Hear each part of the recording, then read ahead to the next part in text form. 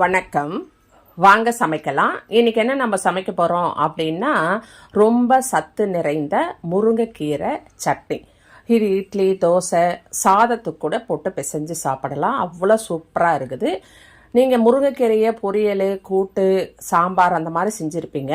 இந்த மாதிரி சட்னியாக ஒரு தடவை செஞ்சு பாருங்கள்.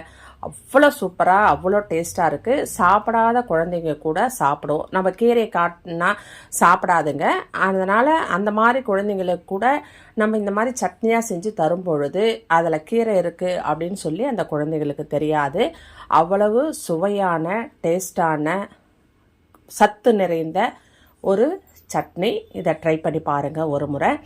இது எப்படி செய்யணும் அப்படின்னா, முதல்ல ஒரு வாணலி எடுத்து 2 ஸ்பூன் எண்ணெய் விட்டுக்குங்க. எண்ணெய் விட்டுட்டு 2 ஸ்பூன் கடலைப்பருப்பு, 2 ஸ்பூன் உளுத்தம்பருப்பு, ரெண்டையும் நல்லா பொன்னிறமாக வறுத்துக்கங்க.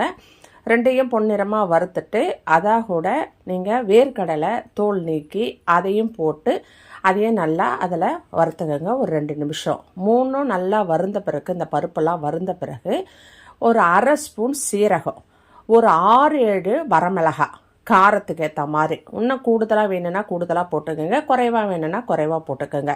நான் 6 மிளகா வரமிளகா போட்டிருக்கேன். போட்டுட்டு ஒரு கொத்து கருவேப்பிலை, ஒரு 4 பல்லு பூண்டு உரிச்சது அதையும் போட்டு நல்லா வதக்கிட்டு, அது கூட ஒரு தக்காளி, ஒரு 1/2 கப்பு தக்காளியும் கட் பண்ணி போட்டு அதை கூட நல்லா வதக்கணும். நல்லா வதங்கி வரும்பொழுது நல்லா ஆஞ்சி எடுத்த சுத்தப்படுத்திய முருங்கைக்கீரை 1 கப்பு, நல்லா அந்த 1 கப்பு முருங்கைக்கீரையும் அதாக போட்டு நல்லா அந்த பச்சை வாசனைலாம் போய் அந்த கீரை அதிலேயே நல்லா வெந்துடணும் அந்த எண்ணெயிலேயே.